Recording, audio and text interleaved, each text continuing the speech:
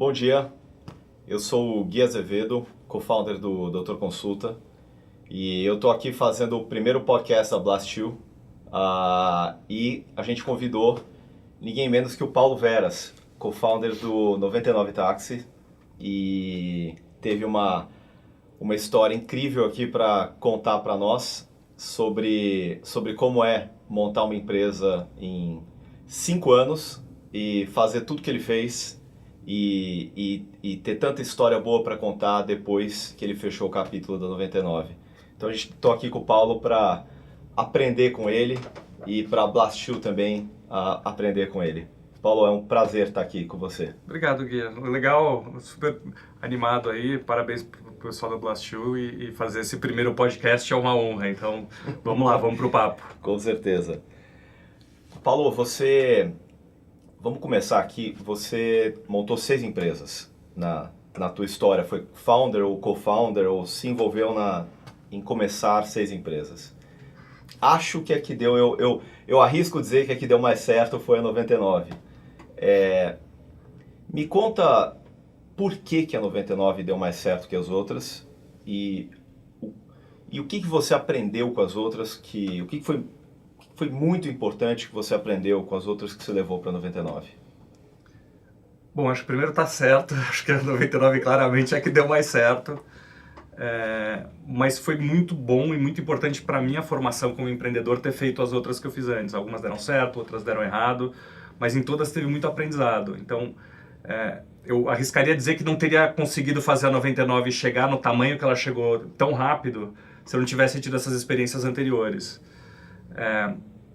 Comecei muito cedo a trabalhar com internet, então o mercado ainda nem existia de internet em 95. Então sempre gostei de inovação, de tecnologia e das possibilidades de fazer uma coisa nova. Isso sempre me empolgou muito. O mundo digital é perfeito para isso, né? Eu acho que as coisas que fizeram a 99 chegar muito mais longe que as outras foram talvez um modelo de negócio muito bom, onde fideliza demais o motorista e o passageiro, tem uma recorrência de uso, né? Isso é uma indicação ótima. Se a empresa está boa, as pessoas repetem, né, com frequência de consumir de novo. Uhum. E um modelo lucrativo também. Então, apesar de que nos primeiros anos a gente não teve receita, mas movimenta muito dinheiro, né? Transporte, mobilidade urbana. Então, você pegar um pedacinho disso por facilitar o serviço, representa bastante dinheiro. Então, um modelo bom de negócio, fidelização. E por fim, eu acho que uma coisa que podia ter uma escala muito grande. Várias das outras empresas que eu fiz, o teto era relativamente baixo. Eram empresas mais de serviço, mais difíceis de você levar para um patamar muito grande. A 99 já dava para vislumbrar isso desde o começo, porque estava tentando resolver um problema gigantesco que afeta toda a sociedade. Então, acho que essa questão do sonho grande, com um bom modelo de negócio e um produto bom que estimula a frequência, a volta do consumo o tempo todo, acho que isso fez com que ficasse muito grande. Legal. Eu já ouvi você falar da qualidade do time que vocês conseguiram montar na 99. Me fala um pouco sobre como é que era, o que é diferente para montar um time AAA hoje versus o que era antes. Fez muita diferença o momento agora, o momento que você criou a 99 para recrutar muita gente boa? Fez. Eu acho que para mim ajudou muito das experiências anteriores ter aprendido mais sobre como montar um bom time. É muito difícil montar um time bom, principalmente sem dinheiro, né? Então, você passa por fases meio doidas numa startup, porque no começo ninguém quer trabalhar com você. Todo mundo desacredita profundamente no negócio. Vai lá, é uma cabaninha que tem 3 gatos pingados.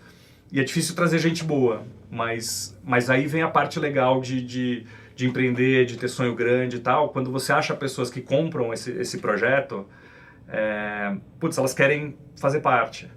Então, acho que no comecinho é muito difícil. Quando começa a crescer e as pessoas começam a saber o que está acontecendo e tal, você tem uma temporada que fica mais fácil, porque aí você fica a última bolacha do pacote, todo mundo fala, nossa, que startup legal, etc. Aí o problema é o contrário, até às vezes você abre uma vaga e vem 1000 currículos, e aí depois tem os altos e baixos de vida de startup. Mas eu acho que então montar um time bom é o principal fator de sucesso para qualquer startup. Eu não diria bom, assim, eu diria muito bom, excepcional.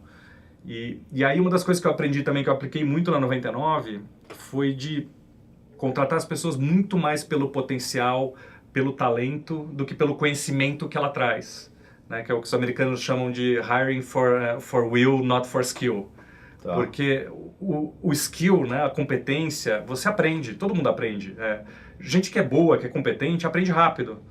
Então você tem que trazer gente que seja boa e aprenda rápido e que tenha esse alinhamento forte de valores, de comprometimento. Acho que se você consegue montar um time chave assim, você fica um rolo compressor, assim, é imparável. Eu tenho plena convicção que é por isso que a gente ganhou o jogo de todos os concorrentes que a gente tinha aqui no Brasil e por isso que a gente se segurou bem mesmo quando entrou concorrente grande de fora, porque tinha um time muito talentoso e comprometido. Como é que no processo de entrevistar e recrutar essas pessoas, como que você identificava essa característica, essa paixão, esse brilho, essa vontade de fazer? Bom, isso é quase automático, assim, tem brilho no olho, você senta para conversar e a conversa flui, assim, você tem...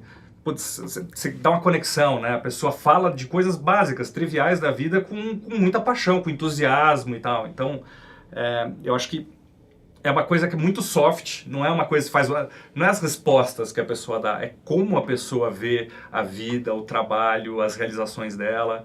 Então é uma coisa que não tem nada a ver com o profissional, é uma característica inata da pessoa. É uma pessoa que põe paixão, põe intensidade no que faz. Isso você sente no papo mesmo. Uhum. Uma coisa que a gente gostava de fazer na 99 foi muito bom também, foi todas as pessoas que passavam pelo processo de seleção tinham muitas entrevistas. E aí para fazer essa avaliação mais soft, que não era das competências técnicas, a gente punha várias pessoas. E aí isso ajudava a gente a ver o fit de cultura. Será que é uma pessoa que vai se encaixar aqui ou não?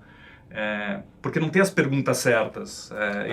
Então, ter essa parte de ter várias pessoas entrevistando ajuda a compor um quadro melhor e diminuir esse risco. E a parte das competências técnicas, essa é muito fácil. Aí você faz as perguntas, cada área obviamente tem o que precisa saber, mas aí essa parte é a mais simples de avaliar. Acho que é a mais técnica. Você pode fazer lá um conjuntinho de perguntas, se respondeu bem, tem a competência, se não respondeu bem, não tem. Mas essa capacidade de aprender é fundamental na startup, porque a startup vai criar um caminho novo, vai inovar. Então ela vai fazer coisas que ninguém nunca fez antes. Então em geral não tem quem fez aquilo. Não tem quem fez um aplicativo de mobilidade aqui no Brasil, quem escalou uma empresa para sair de 0 funcionários para 1.000 funcionários em 5 anos. São coisas que não foram feitas antes. Meio de pagamento, um monte de solução que a gente fez. Então eu acho que a questão das entrevistas, o brilho no olho a gente sente, competência técnica é mais fácil, mas a gente, assim, sem brilho no olho não entrava ninguém. Então é mais importante. Então, ainda nessa linha, vamos supor que vocês estavam em 6 ou 7 pessoas que entrevistaram alguém. Dessas 6 ou 7 pessoas, uma achava que não tinha brilho no olho. Uma achava que não, 6 achavam que sim. Ela entra ou ela não entra? Essa é uma ótima pergunta. Não tinha uma regra clara para isso. Às vezes, essa uma pessoa convencia os outros 6 de que não estava ideal. A gente procurava consenso, mas a gente chegou a fazer algumas contratações quando só uma pessoa não bateu o santo, todo o resto gostou, mas a conversa era muito importante de qualquer forma, assim. Isso é muito legal. Eu acho que aproveitar essas oportunidades até para o time da liga, para as pessoas, isso aqui me incomodou, quando ela falou disso eu achei que ela não falou com muita desconexão e tal. Então eu acho que a própria conversa ajudava a treinar melhor o time todo ia evoluindo na forma de entrevistar. Não me ocorreu pensar isso. Agora que você está falando, eu tô fazendo o playback da entrevista aqui, realmente isso não foi legal. Então tinha várias vezes que essa uma pessoa acabava botando uma dúvida no resto e a gente falou, sem dúvida não vamos trazer. Mas quando o resto do pessoal estava muito convicto, acontecia o contrário também. Mas eu acho que a conversa em si era super importante.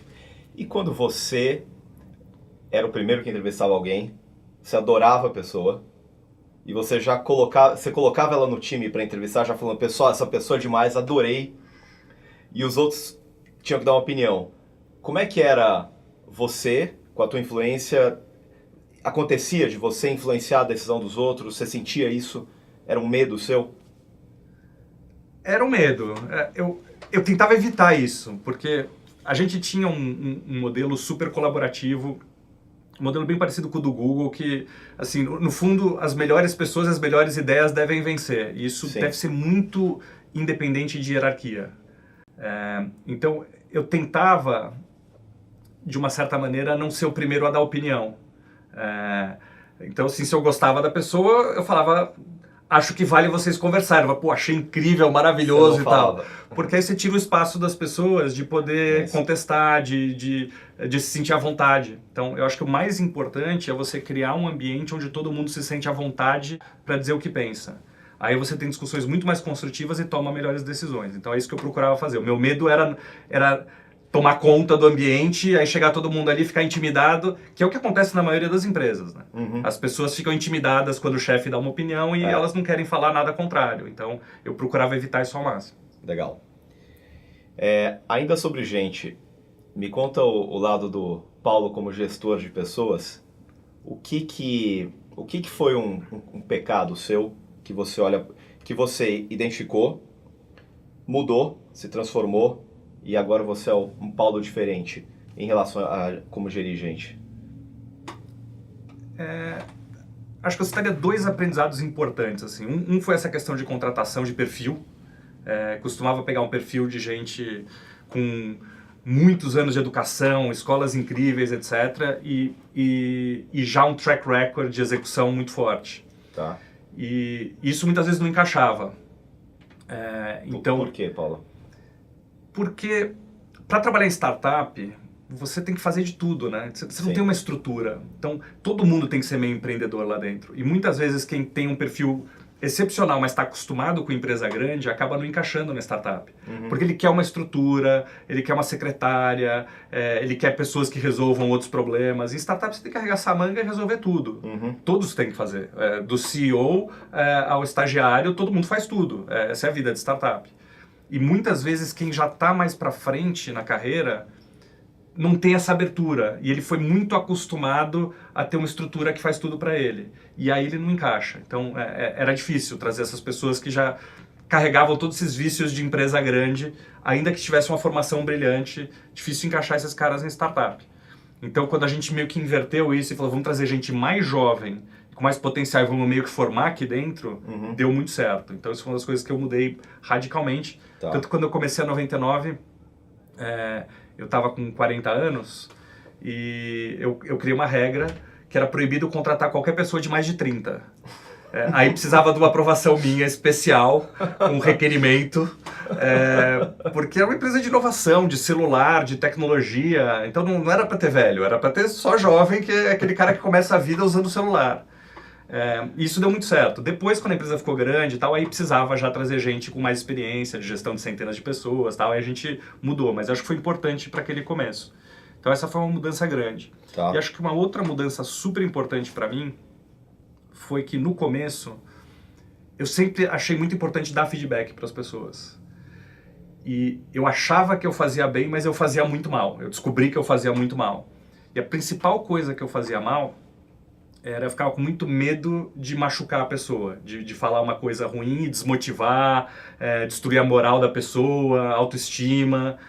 Então eu sempre dourava a pílula. Eu falava assim, olha, tem isso aqui que você fez incrível, isso aqui melhor ainda, isso aqui tem um pedacinho aqui que podia dar uma melhorada. Mas eu tentava tirar tanto o peso do problema que no fundo não passava o feedback. E o problema persistia e no fim a corda rompia. Então eu percebi muitos anos depois que esse instinto que eu tinha de tentar proteger a pessoa era a pior coisa que eu podia fazer para ela. Porque se você quer ajudar a pessoa de verdade, você tem que ser honesto com ela, você tem que ser direto, tem que falar, temos um problema aqui, você precisa efetivamente melhorar isso aqui, olha, teve aquela situação onde eu acho que você se portou mal. Usar exemplos, mas você tem que ser muito franco e direto, você não pode tirar o peso das coisas que podem melhorar. Tem que ser sempre construtivo. Mas a partir do momento que caiu essa ficha para mim, eu comecei a conseguir desenvolver muito mais rápido as pessoas do meu time. Sendo mais honesto com elas, mais direto nos problemas e sem dourar a pílula. E você, sendo como você era nos seus feedbacks, isso transportava para o resto da equipe? Então, dá para dizer que no começo era uma empresa com um feedback soft, assim, não se machucavam as pessoas?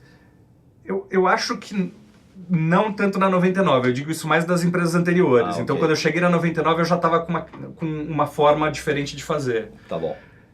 Ainda assim, não é fácil. É muito contrário à cultura do brasileiro. Né? Então, sempre foi uma dificuldade. Assim. Então, a gente procurou construir nos processos de feedback, nos formulários, nas perguntas, um contexto para deixar todo mundo mais à vontade. Então, não era no que você é ruim, quais são os seus problemas, etc. A gente sempre tentava colocar como oportunidade de melhoria. O que você pode fazer melhor, onde você poderia ter entregue mais resultado e tal. Então, é super difícil para brasileiro, mas dá para criar um contexto onde as pessoas se sintam à vontade de discutir abertamente os problemas. Legal. Como você recebia os feedbacks? Me conta um pouco como é que era o Paulo... Como que, na prática, você como um co-founder, da onde vinham os seus feedbacks e você queria que eles tivessem vindo em mais intensidade, em mais frequência, ou vieram como tinham que vir? Eu acho que talvez uma coisa que eu gosto muito de fazer é tentar aproveitar toda oportunidade para ter e dar feedback, né? Para você... Qualquer tipo de reunião, qualquer tipo de discussão, eu acho que você tem alguma chance de aprender. Então, se você está sempre refletindo sobre isso, você está com a cabeça ligada nisso, é uma coisa que você faz meio que em paralelo com todo o resto que você faz. Uhum. Então, a gente tinha também um processo formal e os 3 co-founders entravam nas avaliações do mesmo jeito que todo o resto da empresa. E aí nós sentávamos, o Ariel, o Renato e eu, para avaliar os 3, porque normalmente tinha essa avaliação 360 e daí no fim cada pessoa discutia com o seu chefe. Uhum. E aí nós 3 fazíamos entre nós. Tá. Então eu acho que era muito legal, assim, para mim sempre ajudou muito, ajuda a nortear o teu crescimento. Todo mundo pode crescer e eu acho que é um aprendizado contínuo e não tem limites. Você sempre vai poder ser melhor amanhã do que você é hoje. Então eu acho que essa atitude, ela é o que importa, porque aí o resto se encaixa, assim. Ainda assim as pessoas tinham muito cheio de dedos, né, para dar um feedback pra gente do que poderia melhorar. Mas vocês eram abertos para... Porque a pessoa ela pode ter dedo, mas depende muito da tua atitude. Né? Depende do quanto você está fechado, do quanto você está aberto para receber. Vocês eram abertos? Eu acho que sim. Eu imagino que você perguntar isso para as pessoas da 99 é difícil a gente falar, né? Mas eu entendo que sim.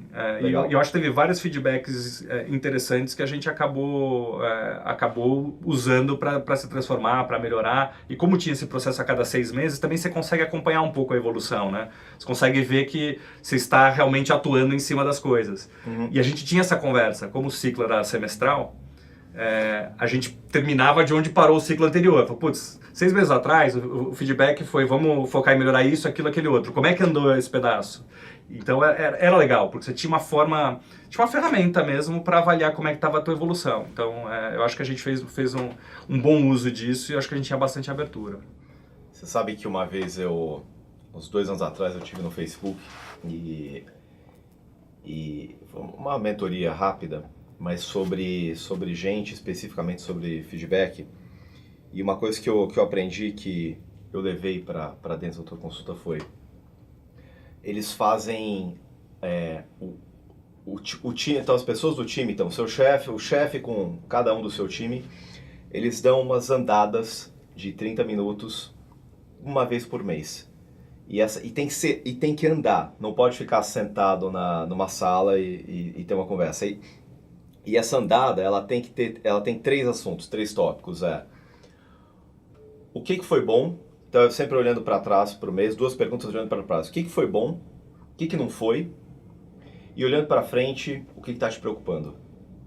E essa é a pauta para você ter uma andada e uma conversa de 30 minutos, super informal, mas esse tem que ser o momento não sei se você já leu aquele texto do Radical Candor, que justamente você ser o mais transparente possível e você está fazendo um favor para a pessoa. Então é super difícil, a gente tentou fazer, tem pessoas líderes que conseguiram fazer isso melhor que outros, mas esse hábito de você tirar a pessoa do ambiente de trabalho, dar essa volta numa conversa e aproveitar essa conversa para dar o feedback. E você abre a oportunidade dela te falar como é que está me incomodando. E geralmente o que está incomodando tem a ver com o que ela não está conseguindo fazer, onde ela não está atingindo o resultado. Então a gente testou isso, a gente chegou a fazer. Muito difícil de conseguir transformar em processo estável. Agora, me conta um pouco então agora de como as pessoas te viam na 99. Então quem que era o Paulo e quais eram as palavras que definiam o Paulo? Na conversa de corredor, que falavam de quem era o Paulo e isso te incomodava ou não? E você fez alguma coisa a respeito ou não? É difícil, né? Sair do corpo e ver pela perspectiva dos outros, né? Mas eu acho que, como a equipe da 99 era muito jovem, até os meus 2 co-founders, ali, eu e o Renato, eram 10 anos mais novos que eu, 10, 12 anos, eu acho que eu até brincava com eles que eu era a supervisão adulta, né? Que nem tinha o Google lá, tinha o Eric Schmidt e aí o Léo e o Sergey. E eu brincava com isso, eu vou botar a ordem aqui no jardim da infância e garantir que as crianças estão trabalhando na coisa certa. Uhum. E eu acho que as pessoas viam um pouco assim também, tanto pela experiência que eu já tinha das outras startups e tal, quanto pela diferença de idade mesmo. Então, de uma certa maneira, eu acho que tinha essa questão do líder, do exemplo e tal. Acho que tinha um pouco as pessoas... É difícil, eu falei antes da questão da transparência, de dar abertura para as pessoas de falarem, mas as pessoas, elas têm uma resistência muito grande, né, de trazer uma notícia e tal. Sim. Então, muitas vezes eu tinha que cutucar. Então, acho que as pessoas tinham muito... Elas não tinham preocupação de tomar uma bronca minha, mas elas tinham preocupação, eu acho, muito grande de não me decepcionar, de não me trazer um problema que elas já não tivessem resolvido e tal. Então, eu acho que tinha essa parte de supervisão adulta e tinha uma parte que eu acho que era legal, mas eu não gostava que eles ficavam muito dependentes de mim, que era essa parte de ser a rocha sólida na empresa, porque você na startup vive muita euforia, né? Tenho certeza que você passou por vários perrengues lá no Dr. Consulta e tem vezes que você faz alguma coisa incrível e aí fica todo mundo feliz e acha que o jogo tá ganho, aí de repente no outro dia um concorrente faz alguma coisa e parece que tudo foi pro vinagre, o negócio acabou e é uma montanha-russa emocional muito forte. Uhum. E eu acho que talvez o principal papel que as pessoas me viam é dar o equilíbrio, assim, é manter a sanidade durante esses tempos de loucura, assim. Então, putz, teve uma vez eu lembro que eu passei um dia fora do escritório, tava acho que no Rio de Janeiro, e aí teve uma greve de ônibus em São Paulo, e aí um concorrente da 99 lançou um cupom, R$15 de desconto e tal. Eu cheguei no final da tarde do escritório, as pessoas estavam com tipo uma cara de acabou o jogo, perdeu tudo e tal, porque um concorrente fez uma ação legal, bem feita, mas assim, que teve 500 pessoas que usaram, não deu nada no jogo. E tinha assim, um clima de desespero profundo e absoluto. Então eu tive que falar com todo mundo, gente, é normal, acontece. Um dia a gente tá por cima, outro dia a gente tá por baixo. E eu costumava falar pro pessoal, que é uma maratona, não é uma corrida de 100 metros rasos. Então vamos correr atrás, vamos usar isso para aprender, vamos melhorar e vamos ver o que a gente pode fazer para não passar por isso de novo, para ser a gente que traz a ideia antes e tal. Mas então acho que essa estabilidade emocional era muito na minha figura. Eu não gostava tanto, porque eu queria tentar replicar isso mais para não ter tanto estresse no time, mas eu acho que isso foi uma das coisas que eu não consegui fazer tão bem, assim. É que você não deixava ninguém de mais de 30 anos entrar. Pois é, talvez, é verdade, isso tem o ônus e o bônus de tudo. Então eu acho que trazer gente jovem, você traz aquela energia, aquele brilho no olho, aquela vontade de fazer, aquele idealismo que é importante em startup, aquele negócio de sem saber que é impossível, ele foi lá e fez. Então, isso são tudo coisas que pessoas mais vividas não trazem. Mas elas trazem mais equilíbrio, cabeça fria, vamos pensar com calma, não vamos desesperar por qualquer coisa e tal. Isso realmente não tinha, você tem total razão, fui eu que desenhei para isso, então não posso reclamar.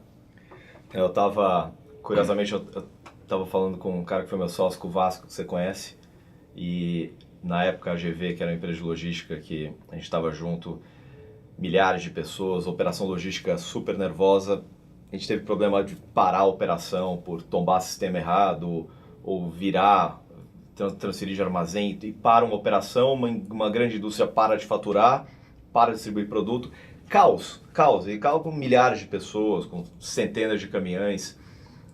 E a vida te dá isso. E aí no Doutor Consulta, às vezes, a gente teve um problema com um médico, com 2 médicos, ou coisas do tipo, né? E você vê ali você sente um pouco de uma preocupação geral das pessoas, uma ansiedade. Seria talvez um pânico generalizado, não um pouco de preocupação. E você para e fala, mas tem? Tá tudo bem, não tem nada de errado. Só o calo da vida te dá isso, o calo de você ter passado por problemas enormes e estresses gigantescos para te levantar a barra e te dar o que é de fato um problema gigantesco e o que é dia a dia que você lida e tá tudo bem. Mas isso é legal do time evoluindo rápido também, por isso, de novo, a vantagem de trazer gente que aprende rápido. Porque isso se aprende em 1 ano, talvez 2. Então, quando a gente chegou mais para o final do ciclo da 99, ainda que a história toda foi relativamente curta, né, foi 5 anos, a turma já estava bem calejada. Então, a gente costuma brincar que eram dog years lá, né? Cada ano vale 7, porque a experiência é muito intensa.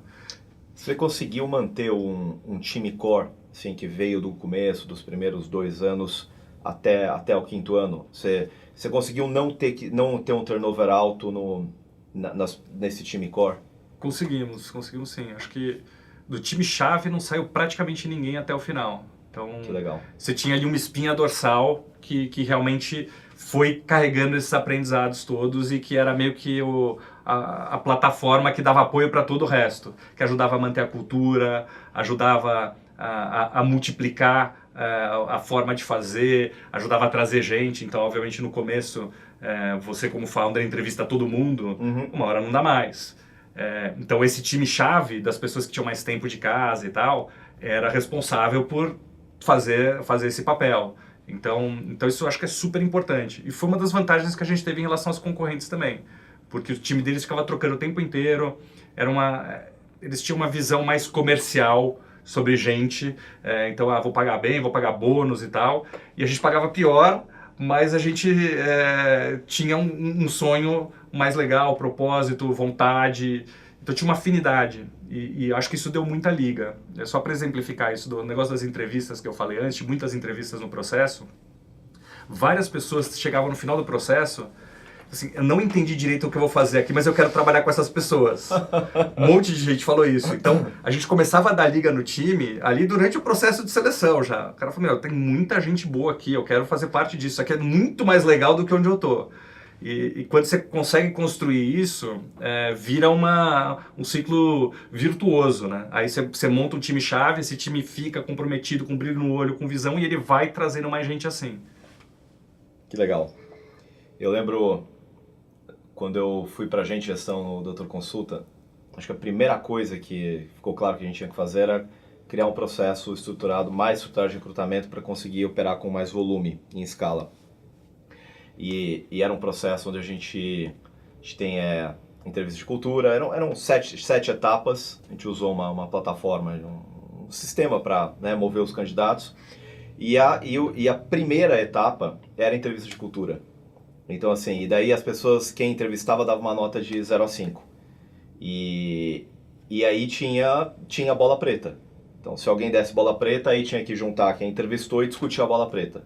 E se não virasse bola não preta, a pessoa não andava, não entrava.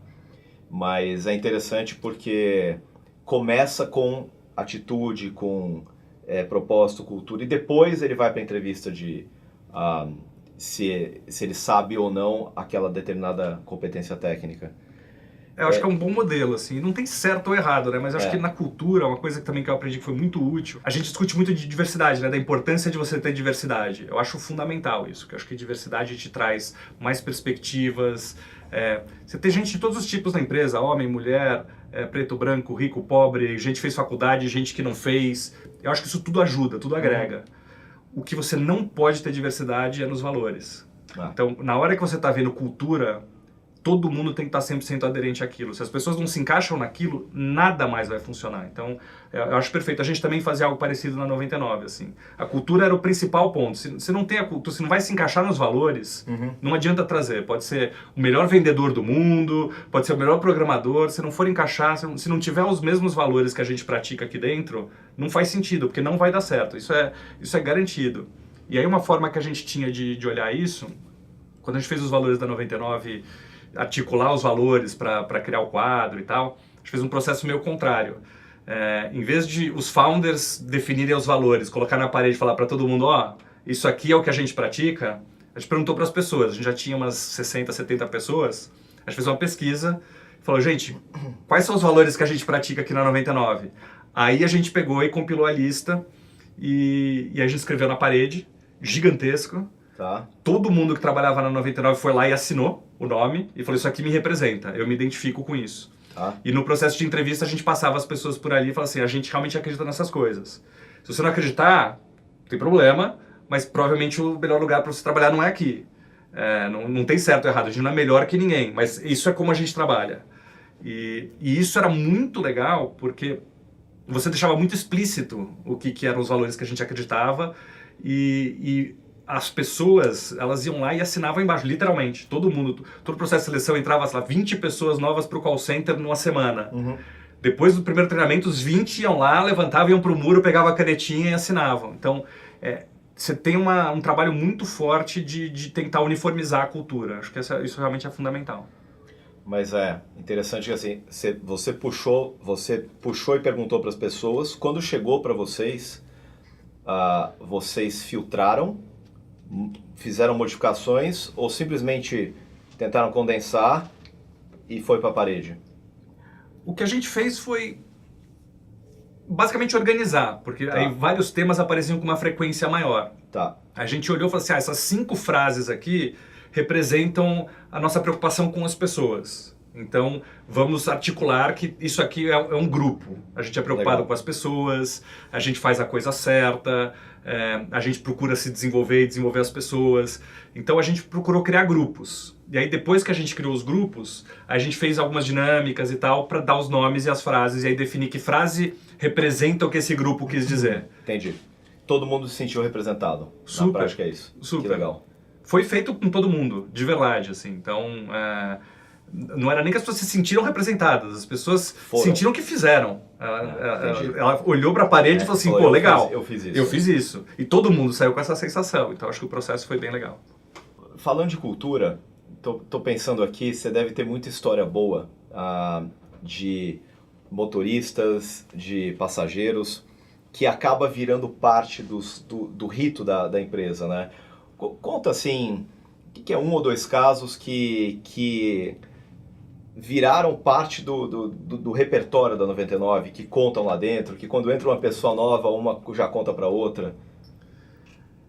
Tem tanta história engraçada, né? Porque é um negócio de varejo, a gente faz milhões de corridas por mês, então tem todo tipo de situação inusitada, né? E a gente procurava sempre resolver o problema das pessoas. Então, teve situações, por exemplo, quando a gente começou com o aplicativo, as pessoas sempre esqueceram muita coisa no táxi, né? Exato, todo mundo esquece coisa no táxi. E antes se perdia, você esqueceu coisa no táxi, nunca mais você acha e tal. E a gente começou, assim, pelo aplicativo era muito fácil, porque aí você sabe quem que é o motorista, putz, esqueci a pasta no táxi, esqueci carteira, qualquer coisa, você tem lá o registro e aí possibilitava recuperar aquilo. Mas aí a gente criou, isso é uma coisa bacana, até os motoristas começaram a procurar a gente quando esquecia coisa no táxi. E a gente começou a criar um achados e perdidos geral para a cidade, porque às vezes tinha gente que ligava lá e falava assim, putz, me desculpa, pelo amor de Deus, eu não chamei pela 99, mas eu peguei um táxi e esqueci uma sacola no porta-malas e tal. E a gente criou meio que um achados e perdidos global, onde a gente criou uma ferramenta onde os motoristas podiam contar para os passageiros, contar para a gente o que eles tinham, e quando o passageiro contava o que esqueceu, a gente conseguia fazer o match até quando era por fora do sistema. Mas isso acho que é muito legal por causa de customer service, assim. E aí tinham histórias divertidas, esqueceram bicicleta no porta-malas, bateria. Acho que talvez o mais inusitado foi uma prótese de perna. Eu não sei como é que a pessoa conseguiu esquecer isso no porta-malas. Mas isso era muito legal de customer service, assim. A gente era muito customer-centric e essas histórias ajudavam a gente a passar para as pessoas. A gente não mede esforços para deixar as pessoas felizes. Se a gente consegue resolver o problema delas, a gente tem a obrigação de tentar ir além. Acho que de motorista tem algumas também. Acho que uma das que é mais interessante no começo era muito difícil convencer o motorista a usar a 99, né? Porque é um marketplace, então você pode ter a melhor plataforma do mundo. Se não tem motoristas, não tem nenhum valor para o passageiro. E se não tem passageiros, não tem nenhum valor para o motorista. E a gente tinha sempre esse problema da galinha e do ovo, né? E aí, quando a gente começou em Belo Horizonte, já tinha umas pessoas chamando, mas a gente ainda não tinha nenhum motorista. A gente não tinha cadastrado motoristas em BH. Tá. A gente mandou uma equipe para lá, cadastrou um motorista. E aí, assim, tava na entrevista com o cara da 99, instalou e tocou. Aí eu falei, vocês estão testando? Não estamos testando, é de verdade e tal. Aí o cara falou, então tá bom, então eu vou lá. E daí depois ele ligou pra gente, meia hora depois, vocês não vão acreditar o que me aconteceu. Ele falou, o que aconteceu? Ele falou, tinha um passageiro do outro lado me esperando. E a gente falou assim, tá, mas é pra isso, né? Ele falou, não, mas eu não acreditei, me parecia meio que um videogame esse troço. Então, eu acho que a gente aprendeu a melhorar o discurso usando essas histórias, ajudava o time a entender melhor como é que era a vida do motorista na prática e tal. E até dirigir, né? A gente também, quando começou o negócio do carro particular, a gente passou a estimular todo mundo na 99 que algumas horas por mês passasse dirigindo e levando passageiros, que era para experimentar o outro lado do nosso serviço. O lado de passageiro todo mundo usava e a gente estimulava fortemente que as pessoas também utilizassem o lado do motorista. Eu acho que isso é importante porque a questão da barriga no balcão, né? No fundo, você faz uma empresa melhor se todo mundo vivencia todos os aspectos da jornada do cliente. Então a gente fazia com que as pessoas dirigissem, fossem passageiros e também a gente estimulava que todo mundo passasse um tempo no call center todo mês para resolver problemas das pessoas. Então essas histórias não ficavam longe. Então tinha esses folclores de uma outra história que viralizava, mas a gente queria garantir que todo mundo tivesse muito perto da linha de frente, para não ficar aquela coisa de um bando de programadores num bunker tentando descobrir o que está acontecendo no mundo lá fora. A gente mandava esses programadores e dirigir o carro e testar o aplicativo do motorista. Então, acho que isso é legal. Isso me faz lembrar muito o começo do Doutor Consulta lá na comunidade de Heliópolis, porque você tinha lá a nossa clínica e em cima, era um sobrado, em cima o que era o escritório, né? Tinha uma porta pregada de lado, que era a nossa mesa de reunião, tinha até a maçaneta, e a gente deixou a maçaneta, acho que falando você está contando, eu estou refletindo aqui, tem a história da porta que virou mesa de reunião com a maçaneta, ela foi emblemática, ela até hoje é conversa de corredor na companhia, porque as pessoas, sei lá, a gente estava querendo comprar um ultrassom, aí foi lá um pessoal de terno, uma dessas empresas enormes, alemãs que fabricam esses equipamentos médicos. E a gente teve uma reunião, o pessoal já entra ali num sobrado, comunidade de Heliópolis, né? Estão acostumados a entrar nos hospitais grandes. Aí você já sente assim uma coisa diferente, né? Uns 5 pessoas. E daí a reunião é aqui. E daí o sujeito senta e ele coloca o braço, tem uma maçaneta na mesa de reunião, ele olha, isso aqui é uma porta. Ah, pois é. Aí ele que veio vender um equipamento, ele já fala, já vi que aqui vai ser difícil. Mas é isso, assim, é bootstrapping, a gente não tinha dinheiro, tá? A Mejane é uma porta. Eu acho que o mais importante é você assumir isso virar um elemento da cultura e você não se envergonhar disso. A gente também teve as nossas portas, quando a gente mudou de escritório para uma casa um pouco maior, o móvel custa uma fortuna, né? Aí o Ariel, que era meio que o zelador da 99, ele tinha hobby de consertar coisas e tal. Ele comprou, não sei onde, umas placas gigantescas de madeira, então não eram portas, ou se fossem portas, era a porta do King Kong. E comprou um monte de cavalete e literalmente em um final de semana fez todas as mesas do escritório. Então a galera chegou para trabalhar na segunda-feira e tinha mesas. E aí quando a gente fez os valores da 99, um dos valores é fazer muito com pouco. A gente conversando com as pessoas, a gente procurou também uma forma gráfica de expressar cada valor, para facilitar a comunicação e tal. Tá. E todo mundo falou assim, pô, fazer muito com pouco é o Ariel fazendo as mesas. A gente trabalhou por anos na mesa que o Ariel foi lá e lixou e invernizou e tal no final de semana. Então isso realmente cria uma coisa que vira um exemplo para todo mundo e ajuda as pessoas a tomarem decisões alinhadas nos valores. Que legal. Todo começo de empresa tem esses eventos super importantes e acho que toda startup que cresceu, quando olha para trás, lá no começo, tem muitos símbolos importantes que podem ficar para sempre ali, que refletem que é parte da cultura da empresa. Deixa eu fazer mudar um pouquinho agora o tema. Falar de funding, tá? Quando a gente olha eu vou chamar de histeria que o Uber e as outras empresas grandes de transporte coletivo no mundo causaram, em termos de histeria de funding, né, de esses bilhões de dólares que foram levantados, como é que... Eu tô te perguntando porque eu converso com algumas pessoas as duas pessoas em outros setores, onde está começando a ter histeria de funding também lá fora, vem com uma conversa um pouco com medo, né? Tipo, ferrou, porque tá rolando muito dinheiro agora para os meus concorrentes de fora, eventualmente eles vão entrar no Brasil, vão me destruir, medos desse tipo. Agora, a minha reflexão sobre isso, eu respondi para um deles, falei, olha, pelo contrário, eu acho que é bom.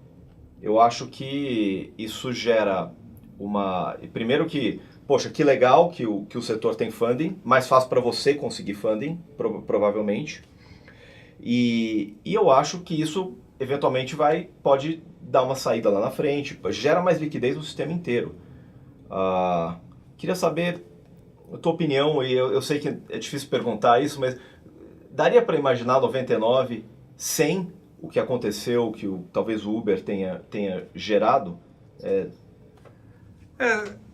Eu acho que é uma pergunta boa porque parece que assim, o nosso mercado foi meio binário. Assim. A gente fez tudo com muito pouco dinheiro por 2 anos. E daí teve o que você falou da histeria do funding e tal. E depois virou um jogo muito intensivo em capital, principalmente para aquisição de passageiros e motoristas. Uhum.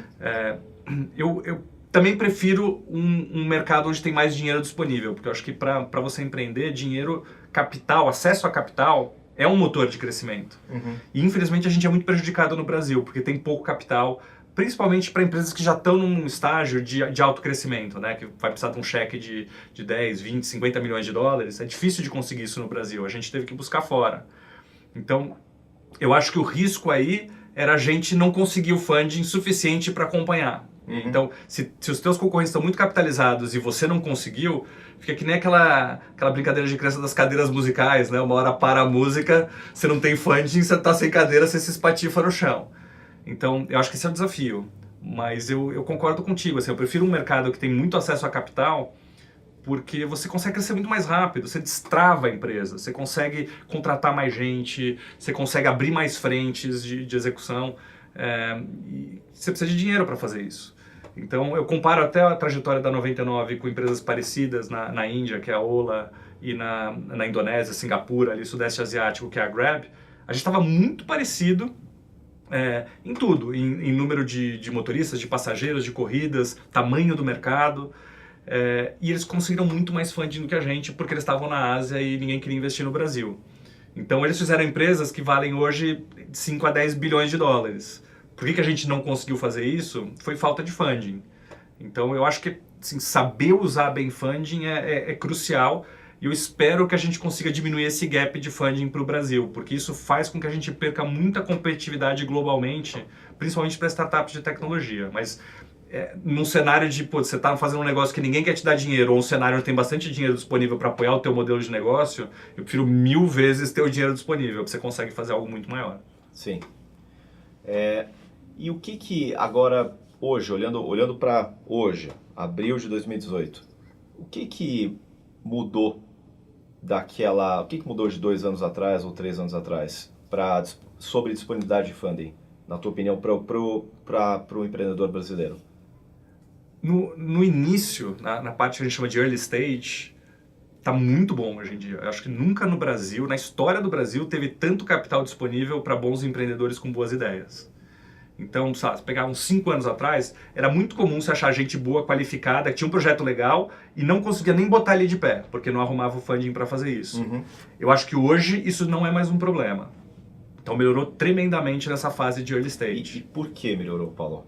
Qual que é a tua opinião? Eu acho que começou um ciclo melhor de empreendedores, de ideias, mais gente que fez dinheiro empreendendo, começando a voltar para investir também. Então, muito capital anjo, semente, né, que a gente chama, não tinha tanto, então formaram associação, Anjos do Brasil, uma série de coisas. Então, as pessoas começaram a se interessar pelo tema. Antes não tinha muito interesse. Então, com isso começou a vir mais dinheiro. Então, eu acho que mudou bastante nesse sentido. Acho que ainda falta, principalmente o dinheiro grande. Então, o dinheiro pequeno agora tem bastante. Então, para você vai levantar aí, sei lá, 500 mil reais, 1 milhão de reais, 100 mil para começar e testar a ideia, eu acho que hoje você consegue porque mudou a cabeça das pessoas e tem muita gente querendo fazer esse tipo de investimento. Acho que a dificuldade que as empresas enfrentam é quando precisa de um cheque maior, que aí realmente não tem muito no Brasil e infelizmente os family offices, as famílias que têm muito dinheiro, não investem em startups, então esse dinheiro não fica no ecossistema, que é um dos problemas que a gente tem no Brasil, né? Nos Estados Unidos é super comum. Sim. Todos os grandes empresários e tal, eles retroalimentam o sistema, investem em startup, e aí não é só o dinheiro, né? Investem, dão conselho, ajudam a passar experiência e tal. Então, eu acho que isso está começando a mudar. E aí, talvez o que realmente ajude do ponto de vista macroeconômico, a taxa de juros caindo, faz com que o capital vá buscar uma remuneração melhor. E muitas vezes isso está no Venture Capital. Então, eu acredito realmente que vai vir uma safra incrível de empreendedores e vai começar a ter muito mais capital disponível para a turma crescer. É interessante você falar, há 5 anos atrás, 4 anos atrás, nosso Series A, ele foi inteiro de investidor internacional. Não teve nosso Series A, não teve investidor brasileiro investindo em saúde no Brasil. Então eu sei exatamente o que você está falando e é bem estranho, assim, olhando para trás e olhando o que a gente já conseguiu crescer e o quanto de bem a gente já fez, olhar e falar, poxa, por que a gente não está partilhando esse sucesso com um número maior de investidores brasileiros? A gente tem investidores brasileiros, né? Por que não com um número maior? Porque quem apoiou a gente foi investidor europeu, investidor americano, latino, e eu realmente, fica a pergunta, acho que tem muita gente, tem muito empresário no Brasil que é empresário, ou seja, foi um empreendedor e ele se transformou num grande empresário. Eu acho que sim, o CDI torna as pessoas refém, mas eu acho que é um refém psicológico. Eu acho que o que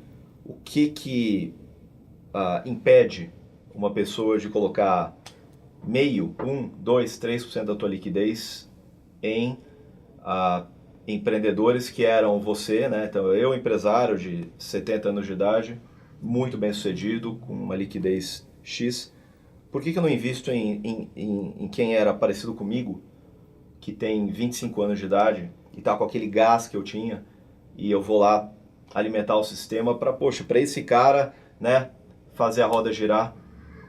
Então, e eu converso com muita gente, eu sempre ouço por aí o CDI e tal, mas eu acho que não sei, acho que é uma bengala. Eu acho que realmente você quer apoiar, você quer apostar no Brasil, a força que muda o Brasil é o empreendedor. Através do empreendedor, a gente não é a única, mas é uma das formas de transformar o país. E, poxa, e dá para ganhar dinheiro. ainda, além de tudo, né, você Então, melhora... assim, de repente você faz 30 vezes o seu dinheiro, 10 vezes o seu dinheiro, 50 vezes o seu dinheiro, 2 vezes o seu dinheiro. Você não está doando dinheiro. Você está investindo em talento, você está investindo em... Então, eu realmente acho que eu faço esse papel, eu também já coloquei dinheiro em gente com empreendedor promissor. Você também, eu acho que vamos falar da tua fase agora, mas acho que a gente tem que... Isso aqui é uma chamada para todo empresário brasileiro para devolver.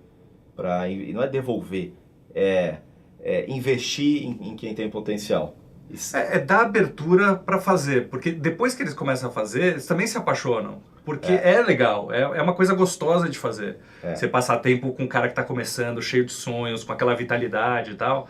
Então é uma coisa que é o que você falou, não é uma doação. E muitas vezes a gente vê que quando o pessoal começa a fazer, fala assim, nossa, por que eu não fiz antes? Por que eu não... Eu fiquei tantos anos sem participar disso, né? É uma coisa que é muito gratificante. E posso falar, é muito legal estar com gente mais nova também, né?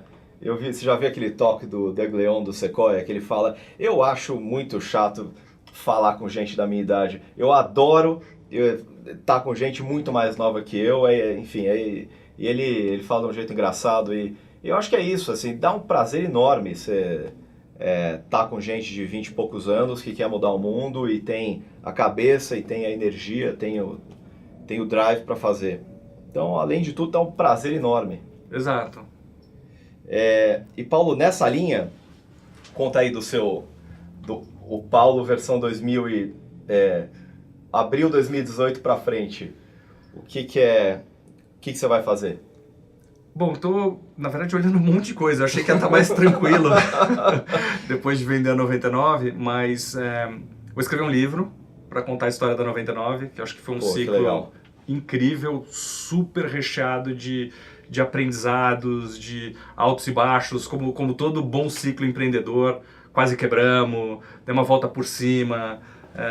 Então, acho que é uma história muito, muito intensa e com muita coisa que você pode aprender do que a gente passou. Então, eu também trabalhei na Endeavor, né, que é uma ONG que apoia o empreendedorismo, então eu tenho muito essa vertente de se a gente consegue espalhar mais conhecimento e aprendizado, isso ajuda o país todo a evoluir, ajuda a sociedade a evoluir. Então, eu acho que a gente tem um papel nisso. Então, parte disso pode ser investindo nas empresas, tal, parte disso pode também ser compartilhando o conhecimento e ajudando as pessoas a não cometerem os mesmos erros, né? Às vezes aprender com os erros dos outros, tal. Então, isso é uma coisa que está me tomando um bom tempo e vai tomar um bom tempo aí até o final do ano, botar essa obra de pé. A minha ideia não estou pensando em empreender do zero de novo e liderar o negócio inteiro. Pela 7ª vez. Pela 7ª vez.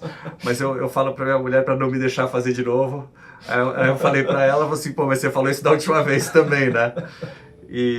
Mas eu acho que agora depois desse ciclo da 99, eu queria me envolver com mais projetos e ajudar a colaborar de uma outra forma. Não estar liderando a execução, mas estar ali ajudando o pessoal contribuindo com a experiência do ciclo da 99. Então é isso.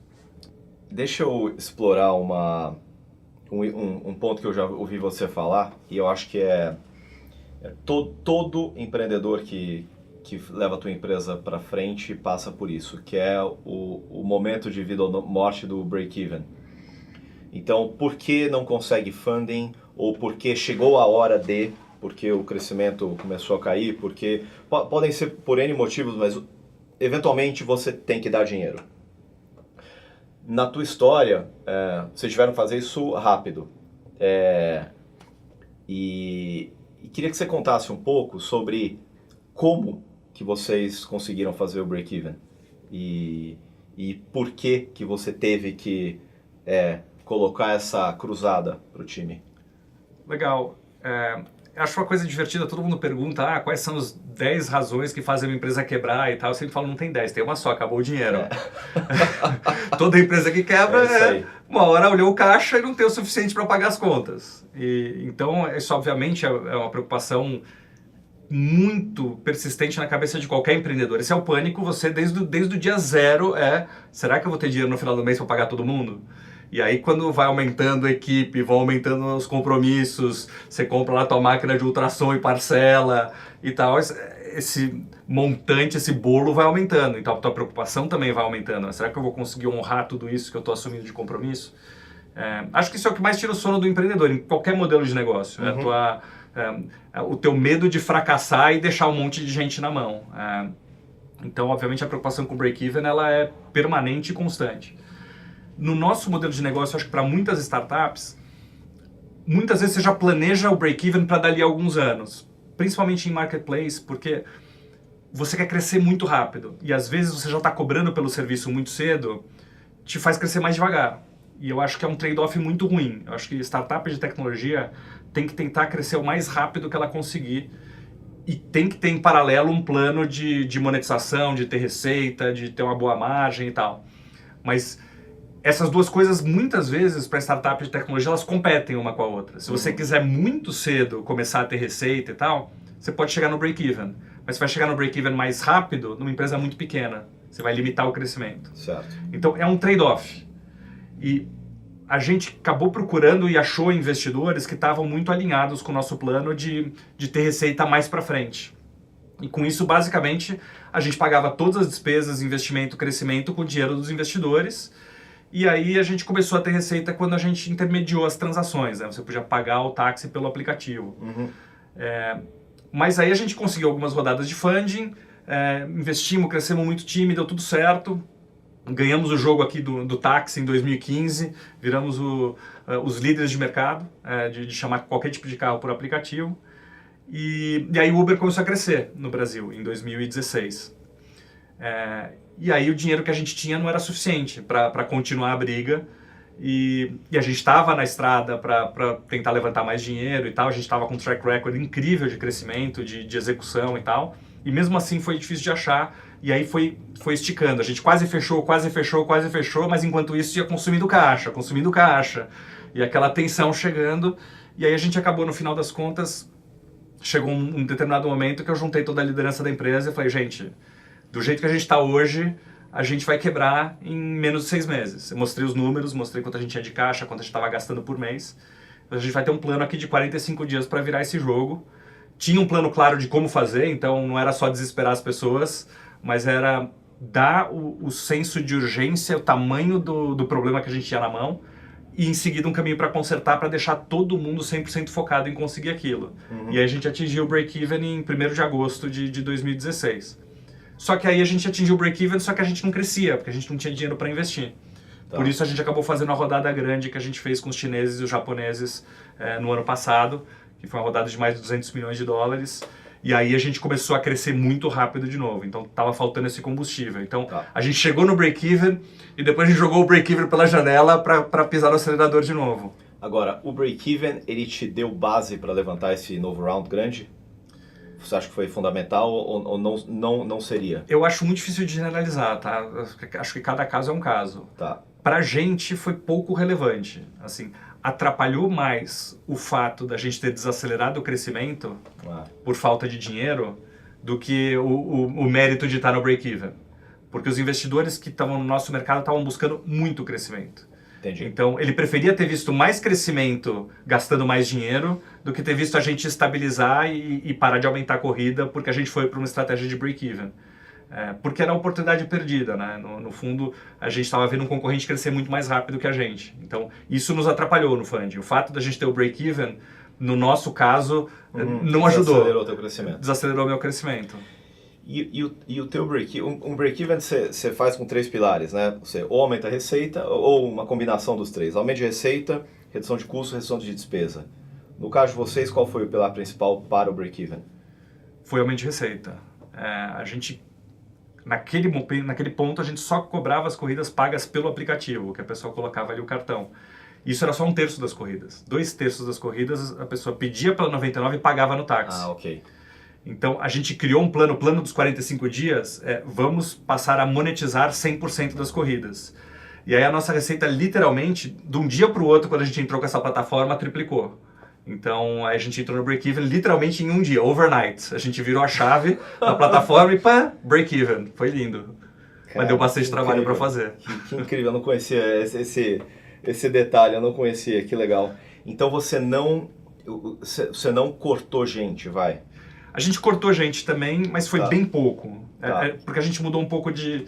A gente tinha escritórios em várias cidades. Tá. E a gente cortou esses escritórios. A gente tinha escritório em Fortaleza, em Porto Alegre, Belo Horizonte, Recife, que eram escritórios principalmente de recrutamento de motoristas. Cada escritório desse tinha uma equipe. Nesse período a gente fechou todos esses escritórios. Então a gente ficou Tá. só com São Paulo e Rio. Então a gente atuou em todas as linhas. A gente parou de investir em novas coisas, a gente cortou um pouco de despesa fechando esses escritórios, mas fundamentalmente o que deu grande impacto foi aumentar muito a receita. E o interessante é que você não aumentou a receita aumentando o número de rides, né? O número de viagens. Você aumentou a receita mudando aperfeiçoando o teu modelo. É isso, eu mudei o modelo de negócio, basicamente. Aquele dinheiro já estava em volta, mas a gente não pegava nada, não estava capturando. Então foi só isso. Então foi incrível, é o que você falou, de um dia para o outro, fazendo o mesmo número de corridas, a gente tinha o triplo da receita. Foi literalmente overnight, assim, à meia-noite virou a chavinha e a gente passou a cobrar por todas as corridas e a gente estava, às 11h59, a gente estava queimando um caixa absurdo, meia-noite e a gente estava em break-even. Foi lindo. Parabéns, cara. Que história legal. Paulo, deixa eu te fazer umas perguntas rápidas. Qual o livro que você mais deu de presente?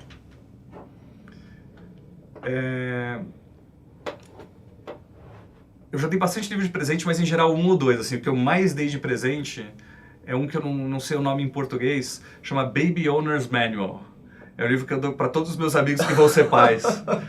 E tem tanto livro chato de maternidade, de cuidar de bebê, tem a Bíblia do bebê, tudo que eu não queria, aqueles livros que a gente ficava vendo em casa e tal. Assim, não pode ser tão complicado, né? Eu sou engenheiro e esse livrinho é um livro divertidíssimo, ele trata do bebê como se fosse um carro. Então, é um engenheiro que escreveu o livro junto com um médico. Então é engraçado, mas tem toda a base médica ali, mas tem os esqueminhas, mostra como é que funciona, tipo porta de entrada e porta de saída, tem todas as analogias, assim como se fosse uma maquininha. Então é divertidíssimo, então eu dou para todos os meus amigos. Que legal. Meu aniversário é 23 de novembro, tá? Legal. Paulo, qual que é seu hobby? Eu gosto muito de viajar. Tá. Acho que esse é o principal, assim. Eu tirei um ano sabático, uma época da minha vida, viajei um ano. Uhum. Procuro viajar pelo menos 2 a 3 vezes por ano. Algumas a lazer, escolho lugares diferentes e tal. Algumas a trabalho, gosto de ir para os Estados Unidos, gosto de ir para o Silicon Valley. Gosto de aprender com a turma de lá, ver o que está acontecendo, dar essa oxigenada.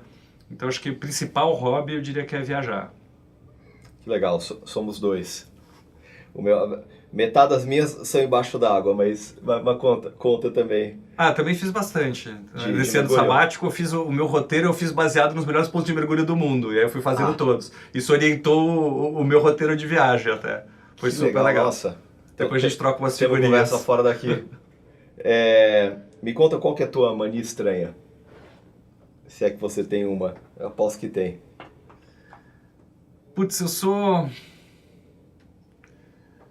sou muito Caxias, assim, eu sou muito organizado, às vezes até excessivamente. Então é bom que a minha mulher ajuda a ser um pouco mais normal, assim, mas eu planejo tudo, assim, eu gosto de ter tudo acertadinho, eu sou muito pontual, sempre que eu faço um compromisso, se é às 9 eu chego lá 5 para as 9, então eu sou meio maníaco, eu sou meio compulsivo com esse negócio de compromisso, de horário, de agenda, de planejamento e tal.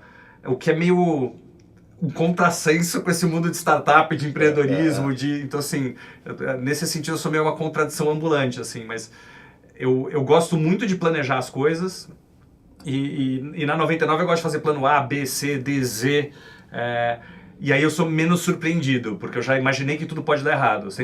Eu sempre vou aprendendo, vou testando, vou deixando as coisas acontecerem, mas eu sempre vou imaginando os cenários mais apocalípticos possíveis na minha cabeça para já estar bem pensado e bem preparado para lidar com essas adversidades. Então eu sou meio maníaco com essas coisas. Eu olho a agenda 500 mil vezes, assim, todo domingo, por exemplo, eu já olho a agenda da semana inteira para lembrar o que eu vou ter em cada dia, se eu estou preparado para a reunião, os horários, se vai dar tempo de fazer uma e sair para outra, tal. Acho que essa seria talvez a minha mania mais estranha.